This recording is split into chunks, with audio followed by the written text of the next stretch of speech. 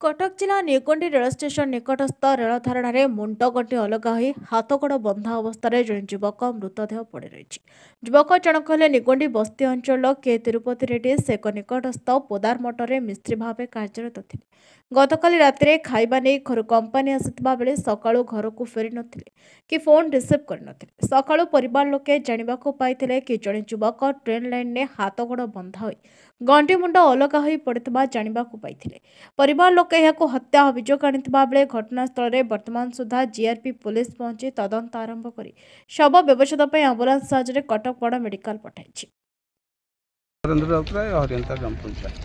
कौन कहे आप पंचायत जन व्यक्ति मृतदेह बाहर गोड़ हाथ बंधा हो ट्रेन लाइन पड़े आप कौन भावुँ हत्या ना आत्महत्या? आम तो भावुँ यहाँ निश्चय हत्या कहीं गोड़ बंधा हो देखुं गोड़ बंधा हाथ भी सैड्रु देखा बंधा कौट मर्डर कर रेल लाइन शोई देते आम सन्देह करूँ।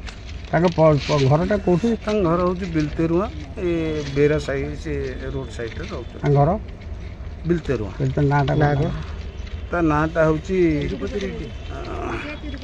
तिरुपति रेड्डी बापा ना हूँ कुर्मा रेड्डी।